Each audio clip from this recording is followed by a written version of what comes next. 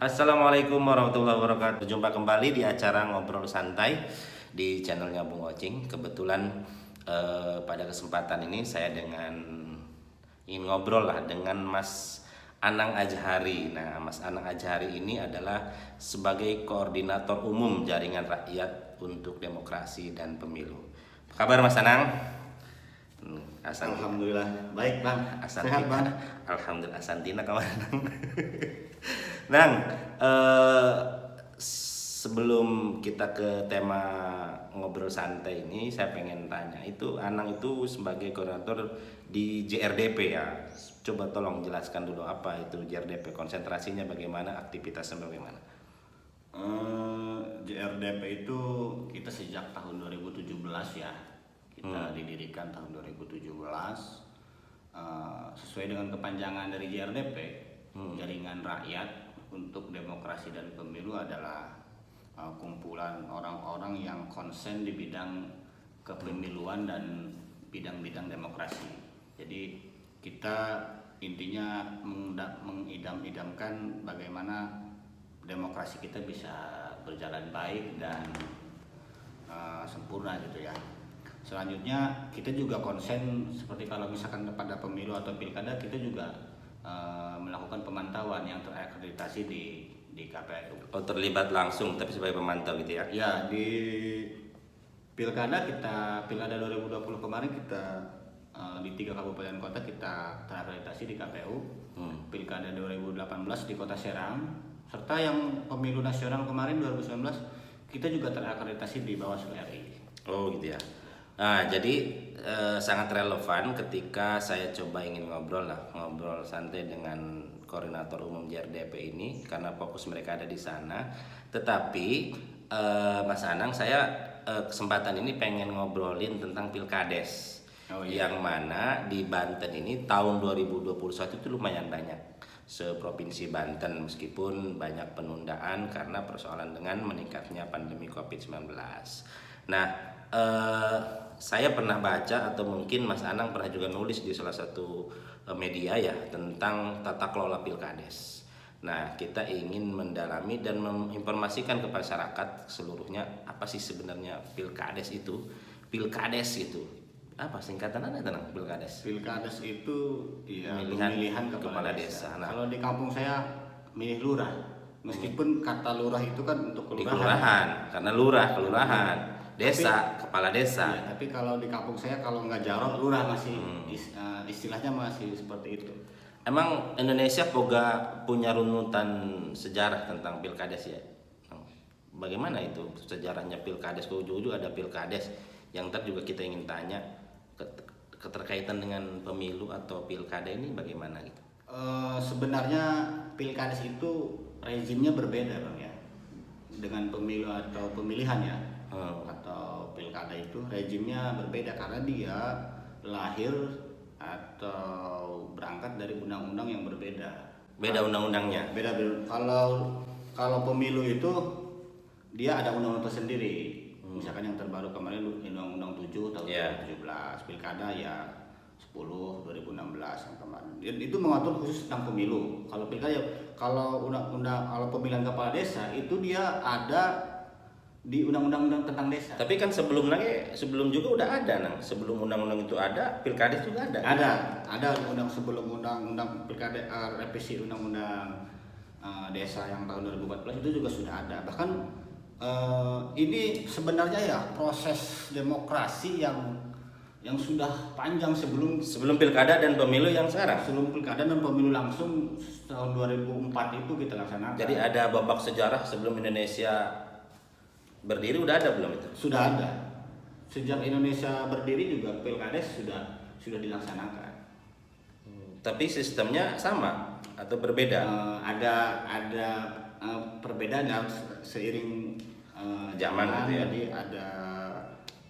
ada peningkatan atau perubahan pelaksanaan Pilkades itu ya. Itu mungkin dari sisi sejarah bahwa Pilkades itu dengan teknisnya mungkin berbeda dengan sekarang, tapi secara keberadaan mereka dilakukan sebelum proses-proses pilkada. Sebelum negara Kesatuan Republik Indonesia kita merdeka. Merdeka. Berarti zaman Belanda. Sebelum zaman Belanda. luar biasa. Jadi di Nusantara lah, kalau kata Nusantara ya mungkin zaman kesultanan atau zaman kerajaan. Sebelum zaman kolonial Belanda atau penjajah datang, itu pemilihan semacam pemilihan kepala desa sudah ada, meskipun itu secara musyawarah mufakat, bukan voting ya. Lokal ya. Lokal sedusun atau ya kalau sekarang desa gitu ya. Itu sudah ada pemilihan kepala desa meskipun bukan voting seluruh masyarakat. Itu biasanya yang dipilih itu orang yang tua, orang tokoh, dianggap sakti, dianggap pintar, berpengaruh. Nah itu biasanya langsung, ayo kita musyawarah, kita memilih si Anu karena dia sakti, karena dia pintar dan lain-lain. Jadi bisa jadi istilah dulu itu ada mungkin istilah voting kan, siapa yang terbanyak nggak ada ya kalau kayak gitu. Kalau sebelum penjajahan Belanda belum ada. Nah semenjak kolonial Belanda menduduki kita di Nusantara ini, baru pada pemerintahan Raffles ya, kalau tidak salah Thomas Raffles itu baru diterapkan sistem voting. Tetap si Belanda itu mengakomodir proses-proses pemerintahan di desa gitu ya. Tapi dia mengubah sistemnya dari penunjukan oleh musyawarah itu dengan sistem voting. Jadi siapa yang dukung terbanyak meskipun teknisnya mungkin diatur secara lokal itu ya. Iya. Ternyata sejarah panjang Pilkades itu juga bukan dari zaman sekarang aja ya. Ternyata sebelum Indonesia merdeka pun sudah ada. Gitu. Dulu lucu bang. Gimana? Dulu orang nggak nyoblos surat suara, nggak ke kobong, nggak ke tempat tunggu. Nggak ada orang nyoblos gitu ya. Nggak ke bilik suara nggak. Justru orang itu voting terbuka. Oh, jadi yang mau ke sini sebelah sini Ya, gitu. Yang mau sebelah sini. Bahkan Ya, ada ya. ada catatan-catatan literatur orang menulis bahwa dulu itu meskipun pada zaman penjajahan ya, dulu itu votingnya terbuka. Jadi pemilihan si calon A, calon B dia pakai lidi gitu. Bumbung kalau di kampung disebut bumbung lah, lidi di tempat siapa yang paling banyak dia yang paling menang. Jadi atau juga ada yang berbaris di belakang. Baris siapa yang milih si A, baris di belakang si A gitu. Tapi itu terbuka banget ya. Terbuka banget dan ya seperti itu. Cuma belum ada konteks ntar sejarahnya digali ya. Para sejarawan digali konflik dengan adanya hal voting terbuka bagaimana itu dampaknya gitu. Berangkat ke yang sekarang, tadi Mas Anang ini mengatakan bahwa ini beda rumpun, pilkades dengan pilkada dan pemilu beda rumpun atau beda rejim. Nah, padahal sama-sama memilih, sama-sama menentukan bahwa suara itu tetap suara menjadi rahasia kan akhirnya kalau sekarang suara menjadi rahasia, suara memilih. Tetapi kenapa ada perbedaan rumpun ini? Yang membedakannya banyak mungkin ya. Apa aja itu? Perbedaan antara pilkades dengan pilkada gitu ya. Iya, tadi itu kan undang-undangnya udah berbeda gitu kan. Padahal satu pemilihan ya prosesnya kan. Pilkada itu ya kita pilkada pemilu itu taruhlah dari pemilu lah ya. 955 itu ya kita memilih pada pemilihan umum tahun 1955 kan kita pemilihan pertama. 1955 kita pemilu pertama ya. Iya. Itu kita sudah mulai diajarkan lah rakyat Indonesia itu setelah merdeka itu kita sudah diajarkan melaksanakan pemilihan melaksanakan kedaulatan rakyat melalui voting pemilu itu. One man one vote itu ya. Meskipun pelaksanaan pilkades itu sejak sebelum itu udah ada. Nah yang lucunya kembali lagi sebelum ke jawaban tadi, itu pada masa setelah merdeka, pada masa Orde Lama gitu ya, itu surat suaranya lucu juga, bukan lucu ya, memang pada zaman itu dia menandakan misalkan si calon A itu singkong, si calon B itu buah-buahan atau tumbuhan, dia menandakan nanas gitu. Iya, menanas ini dia mungkin dulu itu mungkin ya dia petani atau bos tengkulak nanas, jadi di gambarnya nanas, jadi seperti itu. Jadi tukang salak gitu. Jadi itu ya sekelas sejarah yang tapi udah ada gitu kan mereka ada dalam memilih untuk sistem ini milih nanas tapi nggak analoginya ke sini punya nanas punya Mas Anang misalkan durian punya saya misalkan gitu ya udah berarti sebelum Setelah kemerdekaan itu. Setelah kemerdekaan pada masa-masa. Tapi sebelum 1955 itu. Awal-awal pemerintahan Orde Lama ya. Kembali ke perbedaan pilkada dan pilpres itu banyak bang. Dia dari regulasi, dia dari penyerentakannya, dari aturannya berbeda. dia dari regulasi, substansi perbedaannya banyak. Ada yang membedakan antara taruhlah pemilu dengan pilkades. Pemilu kan ya kita memilih wakil kita di baik itu level nasional sampai level daerah kan, cuman ya khusus meskipun sebenarnya itu mirip-mirip kan karena juga memilih wakil kita di pemerintahan desa gitu. Tapi ya itu tadi undang-undang yang berbeda, rezim regulasinya berbeda, jadi praktek pelaksanaannya itu agak sedikit berbeda. Ada yang bisa membedakan. Itu dari regulasi. Dari regulasi itu ya undang-undang pemilu ya undang-undang pemilu ya, ada itu mengacu pada undang-undang desa dan turunannya. Turunannya itu dia bisa diperjelas oleh peraturan pemerintah, PP, bisa lalu diperjelas oleh Permendagri. Secara teknisnya gitu. Secara teknisnya. Lalu yang lebih teknis lagi bisa lewat Perda, Perbuk, bahkan sampai ke instruksi atau surat edaran keputusan Bupati Wali Kota yang menyalahkan pilkades. Jadi yang paling bawah itu di Bupati. Di Bupati, karena sebenarnya tataran teknisnya Bupati. Itu secara regulasi ya. Iya. Lalu penyerentakan, kalau kita kan pemilu serentak, berarti kan se-Indonesia serentak. Kemarin pemilu kita serentak. Pilkada serentak, misalkan di Banten, pilkada serentak. Banten. Beberapa wilayah regional. Bahkan mungkin kan karena kita pemilu dan pilkada kita ingin serentak kan di 2024. Pemilu di bulan apa, nanti misalkan pilkada di bulan apa, dan itu pilkada se-Indonesia bareng. Nah kalau untuk pilkades di undang-undang desa itu keserentakan itu tidak berdasarkan nasional, tapi yang penting sedalam satu kabupaten itu serentak. Jadi level itunya skupnya itu kabupaten. Jadi serentak sekabupaten. Enggak mesti seluruh desa yang ada di kabupaten itu, tapi pokoknya ada yang habis masa jabatannya, jadwalnya harus dia serentak di sekabupaten. Kalau struktur penyelenggara itu beda juga bang. Iya, kalau misalkan pilkada atau itu ada Bawaslu, ada KPU gitu. Ya. Kalau itu di pilkades itu gimana itu? Ya, pemilu itu kan pelaksananya kan KPU, terus penyelenggara pemilu ya, dia diawasi oleh Bawaslu gitu kan. Nah, itu penyelenggaranya. Kalau di pilkades itu penyelenggaranya Bupati sebagai penyelenggara teknis, karena amanatnya seperti itu. Bupati membentuk panitia kecamatan, terus nanti BPD juga membentuk panitia. Kalau aturan bupati itu dia bikinnya pergub atau perda? Ada beberapa daerah yang hanya perda, hanya sampai perda, karena mungkin di pernya sudah rinci. Ada sampai perda, mulai dari undang-undang, peraturan pemerintah, peraturan menteri dalam negeri dalam hal ini ya, perda, bahkan ada yang lebih detail lagi sampai ke surat keputusan atau sampai SE.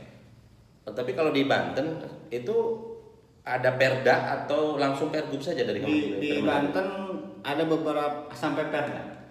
Ada sampai perbuk. Apa perbuk? Peraturan bupati ya. Perbuk ya, perbuk. Jadi bukan perbuk. Peraturan bupati. Nah, setiap daerah itu membuat perbuk, ya tentunya mengacu pada perda. Lebih teknisnya. Berarti perbuk itu yang bicara tentang bagaimana pendaftaran, penjadwalan segala macam. Ya kayak pemilu gitu. Kalau pemilu oleh KPU secara penyelenggaraan pilkada, kalau pilkada oleh bupati. Oleh Pemda, dalam hal ini bupati. Jadi kewenangan full di Pemda itu ya. Kewenangan bupati, kewenangan Pemda. Nah, lantas yang mengawasinya? Ada beberapa perda saya baca itu, ada di beberapa daerah misalkan ada yang di perbuk ya, di perbuknya itu muncul panwasnya atau pengawas. Ada yang tidak muncul panwasnya. Oh, di Banten ini ada beberapa kabupaten yang memunculkan pengawas pilkades. Meskipun itu di tingkat kecamatan. Tapi juga di dalam itu ada klausul panitia tingkat kecamatan juga ya dia melaksanakan tahapan di level kecamatan, tapi dia juga sembari bertugas untuk mengawasi gitu ya. Tapi yang jelas ya karena memang di undang-undang desanya itu diatur secara jelas, makanya turunan-turunan sampai ke perbuknya itu variatif, macam-macam bisa berbeda-beda. Seperti itu. Jadi sesuai dengan itu tadi, karena dia dikondisikan sesuai dengan kebutuhan sosial dan budaya di daerah masing-masing. Belum kita ke hasil ya. Jadi saya pengen Pilkades ini kan menjadi ajang elektoral, kompetisi elektoral yang sangat levelnya itu sangat dekat ya, sangat sempit gitu. Paling kan dengan jumlah pemilih paling banyak mungkin 3.000 4.000 ya. Sangat dekat, tetangga antar tetangga memang bertarung dengan calonnya tetangga juga gitu. Nah, saya mungkin sering banyak mendengar meskipun tidak pernah melihat secara langsung bahwa sangat sekali rawan nih Pilkades ini, rawan politik uang, rawan gesekan atau rawan segala macam. Dalam kajian JRDP, dalam kajian itu lembaga yang dipimpin Mas Anang ini, di titik mana kerawanan Pilkades ini yang memang selalu terus-menerus memang itu terjadi dan selalu berulang-ulang sehingga bisa dipetakan dengan baik gitu. Gimana itu, Mas? Hampir di semua tahapan, Bang. Gini aja, Bang ya. Pemilu atau pilkada saja yang regulasinya agak detail, sudah detail ini aturannya. Kalau terjadi begini, sengketa dengan Bawaslu, sengketa ke pengadilan, segala macam. Itu masih kita masih perlu perbaikan kan dalam hal pelaksanaan pemilu dan pilkada. Bayangkan aturan yang sudah jelas dan rinci itu saja masih bisa ada ruang untuk berbagai kemungkinan yang menghambat ya, atau memang ya bermasalah gitu, atau potensi konflik. Apalagi yang di undang-undang desa, yang undang-undang desa itu di undang-undangnya ya, di undang-undang nomor 6 tahun 2014 tentang desa itu hanya berapa pasal yang mengatur tentang pilkades, pemilihan kepala desa. Mungkin dari pasal 31 sampai 39 baru 8 pasal. Dan mungkin yang dijelaskan adalah turunannya itu ya, oleh PP, Permen dan Pergub itu. Tahapan awal adalah tahapan mereka tes ya, daftar gitu. Pencalonan. Masuk ke pencalonan. Iya, ini tahapan pencalonan. Sehingga itu dites, si calon kepala desa dites. Ditesnya itu oleh panitia kecamatan. Ada panitia desa nanti yang bersama tingkat kecamatan. Nah, ditesnya macam-macam itu. Tes tertulis dan tes bagaimana perdanya.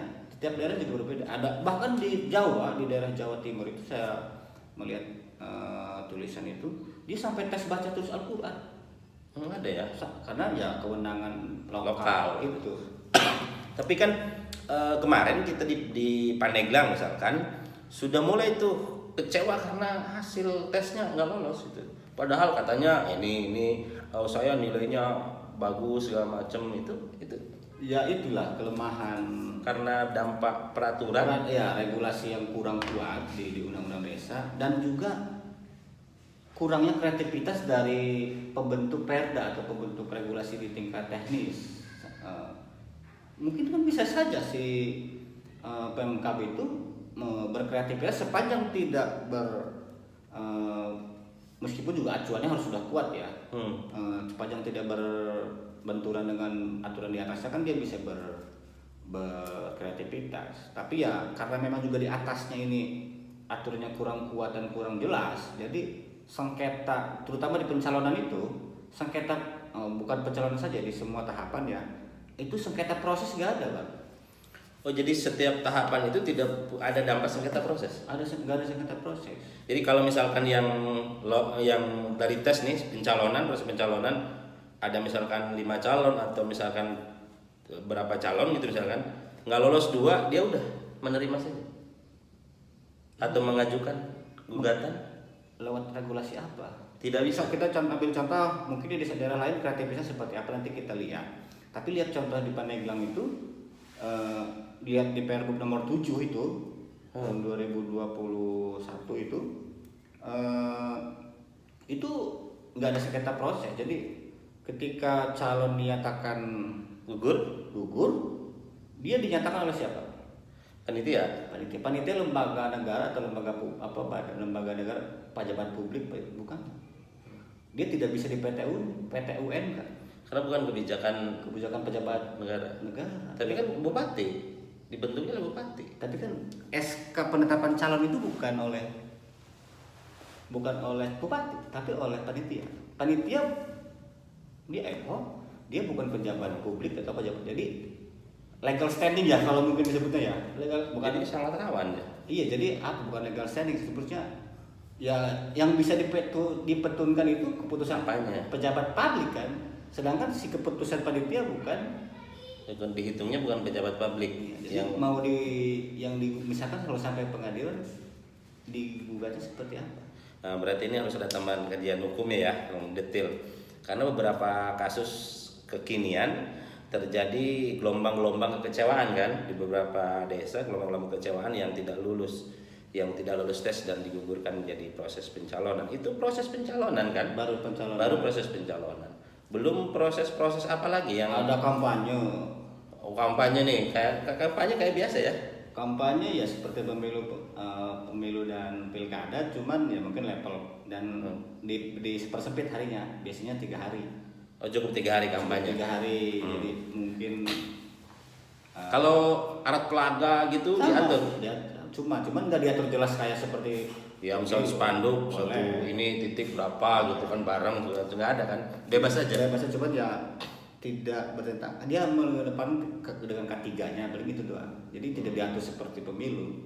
Pokoknya yang punya pabrik spanduk pasang sebanyak-banyaknya. Iya, dan jangan lupa di kampanye dan hari tenang itu juga ada hari tenang. Ada, seperti pemilu juga. Hari tenang dia harus membersihkan APK-nya kan sendiri. Dan kalau nggak sama Satpol PP diambil. Nggak ada dia, diaturannya begitu. Nggak kalau dia nggak mematuhi gimana? Dibiarin aja. Panitia desa. Iya gimana ya? Ya itulah aturannya begitu. Nah, itu satu proses pencalonan kan kontak fisiknya, konflik horizontalnya sangat terbuka ya. Nah, ini bukan melarang kita karena proses kita lihat di media itu berita banyak kan yang sudah demo ke kecamatan kan dan yang lain-lain. Nih, dengar-dengar kan bahwa juga pilkades adalah rawan politik uang. Kalau misalkan saya dengar-dengar di wilayah mana tertentu gitu harus modalnya besar dan yang lain-lain, operasional juga besar dan yang lain-lain. Itu kajian teman-teman TRDP gimana itu politik uang ini? Ya, kita ini pemilu udah berapa kali ya dari tahun 55, terus pemilu langsung dari tahun 2004 ya. Yang masih menjadi persoalan bangsa ini kita kan persoalan budaya politik uang. Ada yang mengatakan budaya politik uang yang di pemilu kita itu akibat efek budaya politik uang lokal yang ada di pilkades dari akar rumput. Jadi ketika ada pemilu, ketika ada pilkada, budaya politik uang itu tetap akan timbul ya, karena sudah mengakar dalam otak atau dalam budaya bangsa kita ini, apalagi di level tingkatan bawah. Itu pemilu ya, dibandingkan dengan pemilu.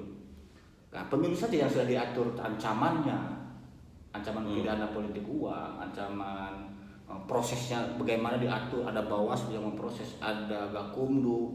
Jadi itu sudah sangat rigid dan detail, itu masih menjadi persoalan dan masih banyak terjadi tiap pemilu ke pemilu, tiap pilkada ke pilkada. Nah, dalam proses kontestasi kepala desa di tingkat desa, saya pikir sudah menjadi rahasia umum bahwa yang jalan harus punya uang, dan kalau nggak pakai uang agak susah. Nah, ini juga yang menjadi persoalan kita.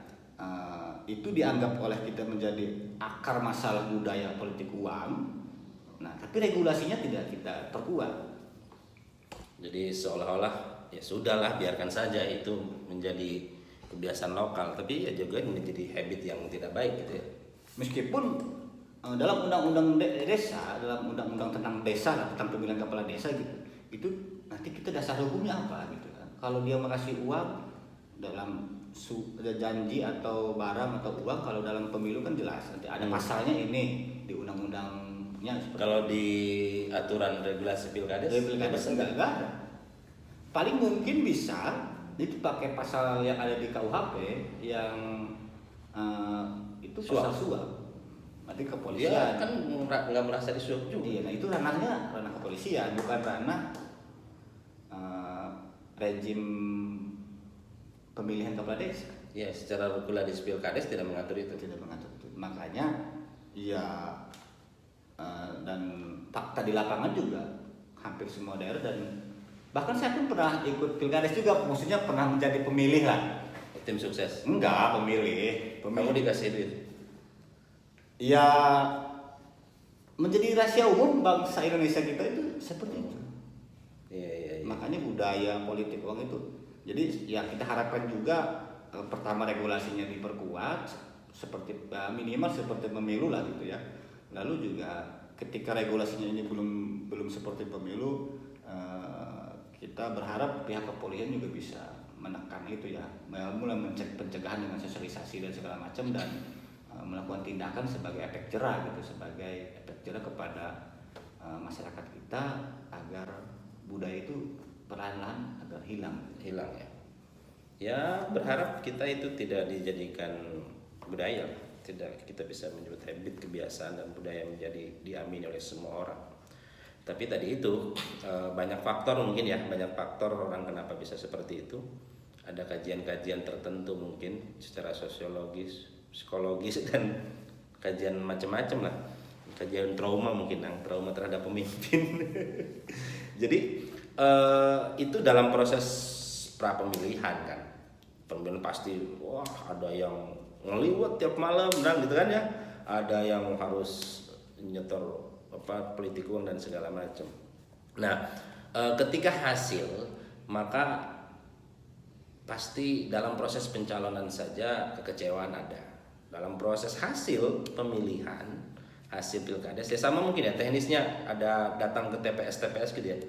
Kalau di pilkades juga sama. Untuk pilkades di 2021 ini kan dia turun SE Mendagri ya. Kalau tidak salah SE Mendagri nomor 141 tanggal 10 Desember tahun 2020 kemarin.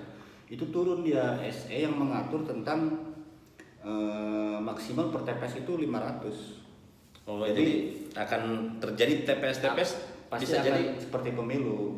Bisa jadi beda tempat atau satu tempat. Dulu kan tahun-tahun kemarin kan ada yang di lapangan besar.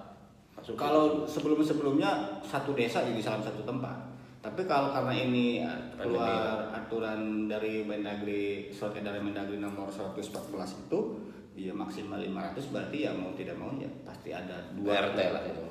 Ya per kampung lah gitu ya. Iya. Seperti pemilu. Dan di masa pandemi COVID-19 ini sebelumnya juga kan ada Permendagri 72 ya tahun 2020 itu tentang pemilihan kepala desa di masa pandemi. Dia mengatur sama kayak pilkada kemarin. Mengatur prokes, dia lebih mengatur ke prokes. Jadi ya semua aturan prokesnya hampir mirip mengikuti prokes pilkada. Harus ada cuci tangan, ada sarung tangan, terus ada bahkan berarti ada hazmat. Kalau gitu panitia juga sama lagi ya, disebar juga lagi panitia sama membentuk per TPS. Dan jangan lupa Bang, ini yang paling penting. Di Permendagri kalau tidak salah Permendagri 72 itu kalau melanggar prokes pada masa kampanye itu bisa didiskualifikasi. Oh, jadi kalau kampanye banyak berkerumun bisa ratusan orang, ribuan orang, ratusan orang tidak jaga jarak, tidak bermasker, tidak prokes lah dianggap oleh Satgas bisa direkomendasikan Satgas tingkat desa.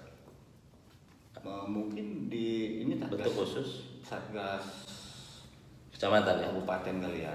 Nanti ya. Pokoknya Satgas itu akan merekomendasikan untuk diskualifikasi. Bisa didiskualifikasi. Karena dia melanggar prokes di Permendagri itu. Jadi ya karena memang berani nggak ya? Enggak ya? Ya Berani bukan aja masalah harusnya. berani, semoga aja nggak terjadi Aturan. pelanggaran prokes agar Nah, pengendalian COVID kita karena ada kampanye, harusnya kan ada dana kampanye, nggak ada. nggak ada, Bebas aja. bebas aja. Jadi nggak usah calon kepala desa itu punya uang berapa terserah aja. Iya, nggak kayak pemilu. Jadi tapi kampanyenya kalau melanggar prokes diskualifikasi. Karena aturan pandemi itu ya, agar semua orang taat prokes. Iya. Berarti hukuman untuk diskualifikasi itu karena tadi itu, karena proses pandemi. Kalau misalkan tidak pandemi, nggak juga ya, bebas aja kan itu. Ini Bang, pemerintahan desa itu sudah modern. Pemilihan ada APBDes, ya kan, buat undang-undang desa yang 2014 itu ada APBDes, ada proses perencanaannya, terus proses pelaksanaan, semua udah mirip-mirip pemerintahan yang ini ya, yang Pemda gitu. Iya. Jadi udah modern, tapi proses pemilihan politiknya itu masih Jadul. Ya dilihat ya jauh-jauh, ya lihat regulasinya aja masih jadul. Proses regulasinya secara jadul, Jadi tapi tata kelola pemerintahannya, tata kelola desanya sudah. Ya ada demokrasi, ada transparansi, ada akuntabilitas segala macam. bahkan ya dana desa juga besar, pengelolaan dana desa Ada juga BPD, besar. ya. Ada BPD. Kalau mungkin kalau di tingkat itu dewannya kan. Iya. Tapi dalam proses pemilihan kepala desanya regulasinya masih Jadul. ya. Jadi undang-undang desa itu dia merubah sistem pemerintahannya yang modern, transparan segala macam. Tapi proses pemilihan politiknya itu nggak dirubah. Gini Bang, logikanya masyarakat kita sebenarnya itu nggak susah Bang. Kita itu rakyat Indonesia itu, kita bicara secara global, kita udah sering pemilu Bang. Pemilu langsung dari zaman udah lama. Pemilihan presiden, pemilihan kepala daerah langsung dari 2014 presiden kan. Kita udah sering, aturannya pun kan agak ketat. Kampanye begini, politik uang begini, panitianya begini, kita udah siap. Kita udah pengalaman rakyat kita itu dengan aturan seperti pemilu, dengan aturan seperti pilkada. Ya berarti kalau kita terapkan aturan-aturan seperti pemilu dan pilkada itu di undang-undang desa, nggak akan terlalu kaget Bang. Karena logikanya ya kita udah sering pemilu dan pilkada langsung. Jadi sebenarnya udah terbiasa untuk melakukan itu. Persoalan dana juga bisa tercover mungkin. Iya, ya rakyat Indonesia seharusnya sudah bisa menyesuaikan karena dia udah, ya si pemilihnya udah tahu aturan pemilihan seperti itu. Maksudnya pengalaman dia berpemilu ya begitu. Ya karena kan sebenarnya ketika regulasi terbaru di Pilkades, kiblatnya sama kan, ke pilkada pemilu, ada kampanye, ada tadi itu APK misalkan kan, ada proses pencalonan yang lain-lain kan. Itunya ada, cuman kan ya proses kepastian hukumnya itu yang sangat masih yang masih tidak belum jelas. Iya. Bahkan mungkin kita bercita-cita kenapa enggak di Pilkades ini diserahkan ke KPU, dikelola oleh KPU bukan oleh Pemkab, oleh Pemda. Jadi penyelenggara pilkada dan pemilu itu di dalam masa rentan pejabatannya dia ngurus Pilkades. Kan punya mungkin kan dia PPS gitu ya. Ya harusnya kan kalau oleh KPU nanti kan ada PPS. Karena KPU itu lembaga independen, banyak Bawaslu itu lembaga independen. Kalau Pemkab, mohon maaf, mungkin ada saja Pemkab karena ini kewenangannya Pemkab, proses hal-hal yang krusial ya seperti pencalonan yang menyatakan proses calon penetapan calon, ada proses diskualifikasi, terus proses diskualifikasi oleh siapa? Oleh Pemkab, oleh Satgas Pemkab, bukan Satgas. Terus syarat politik maksudnya bukan potensi syarat politiknya tinggi. Lalu mengenai sengketa hasil di undang-undang pemilu itu diamanatkan dieksekusi oleh kalau di pemilu kan di MK. Itu kan MK kan lembaga peradilan ya. Iya. Kalau ini oleh bupati. Oh jadi ketika selesai masa kampanye, proses pemilihan ada tingkat kerawanan politik uang, kerawanan segala macam di situ. Proses pemilihan dan hasil pemilihan, ketika ada perselisihan, ada mungkin ada perselisihan gitu. Ada PHP, perselisihan hasil pemilihan. Jadi ketika ada proses perselisihan hasil pemilihan itu, si calon yang merasa mau menggugat, dia bingung kemana. Ada regulasinya diatur, cuman itu menjadi kewenangan Bupati. Nanti dia mengajukan keberatannya ke bupati. Oh, jadi si calon yang kalah itu mengajukan keberatan ditujukan ke bupati. Sengketanya ke bupati. Nanti Dan bupati yang menentukan, mengklarifikasi dan segala macam. Jadi seolah-olah bupati ini lembaga peradilan. Sedangkan dia pelaksana, dia panitia lah kalau bahasa kasar. Tapi dia juga bagaimana kalau panitia tingkat kecurangan yang ada di panitia? Konflik of interestnya kan tinggi kan. Ya dia panitia, ya dia pengadil. Tapi selama ini memang regulasinya dari dulu begitu. Jadi bupati sebagai kebijakan tertinggi dalam segala hal. Iya. Termasuk tadi hal yang sangat vital adalah sengketa hasil. Jadi sengketa hasil di regulasinya tidak pernah ada masuk ke pengadilan, tetapi ke bupati yang menyelesaikan perselisihan hasil pemilihan. Mungkin bupati bisa membentuk tim, tapi yang jelas semoga begitulah. Ya karena SK bupati kan, karena si calonnya itu ditetapkan menjadi. Gimana kalau ada keluarga bupati nyalon pada desa ya? Ya tadi itu konflik of interestnya lebih tinggi karena ya sebagai lembaga yang tidak independen kan, pastinya dalam segala hal kan. Maksudnya sebagai lembaga bupati itu ya penitia ya. Iya, dia bikin aturan segala macam. Tapi ketika sengketa nih bahasanya kan, ketika sengketa hasil maka harusnya kepada lembaga peradilan yang dianggap memang independen, dan itu dilakukan di aturan-aturan pilkada atau pemilu ya. Jadi gitu. Jadi sengketa hasilnya ujung-ujungnya semua ada di bupati. Begitu. Jadi dari sekelumit analisis dan kajian ini sebenarnya kata kuncinya persoalan pilkades yang tadi saya agak ngeri ketika bicara politik uang menjadi sebuah budaya, menjadi sebuah kebiasaan yang memang terkunci dalam benak masyarakat, yang sebenarnya kan dikikisnya juga harusnya oleh aturan kan. Ini bisa hilang oleh aturan karena penegakan hukum yang jelas gitu kan terhadap proses-proses. Tapi di pilkades menjadi abu-abu semua, aturannya tidak ada. Apa kuncian-kuncian atau harapan-harapan yang memang harusnya pilkades ini menjadi cara main kontestasi pemilihan yang fair, yang ya taat hukum, ada penegakan hukum yang adil, atau yang ya bisa dinilai menjadi latihan masyarakat dari hari sempit ketika pemilu yang besar, pilkada yang besar menjadi terbiasa dengan hal-hal yang baik. Karena ini skala nasional, mungkin sebenarnya harus ada penelitian lebih dahulu yang komprehensif ya. Tapi kalau melihat sekilas hipotesis kita itu pertama ya regulasinya harus diperbaiki.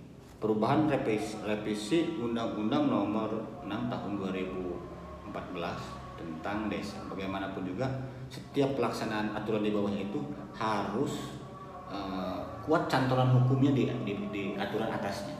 Aturan paling atas kan undang-undang. Harus kuat cantolan hukumnya. Nah, dari tadi harapan bahwa harus ada revisi regulasi ya. Revisi regulasi yang lebih mungkin cenderung ke undang-undang pilkada atau pemilu mungkin secara teknisnya. Ada hal lain lagi yang bisa memang menjadi harus dilakukan agar pilkades ke depan itu bisa lebih baik. Pertama ya dasarnya pokoknya ya revisi ya, yang kita berharap seperti rejim pemilu atau mungkin bisa ke rejim pemilu kan gitu. Jadi masuknya pilkades ke rejim pemilu gitu ya.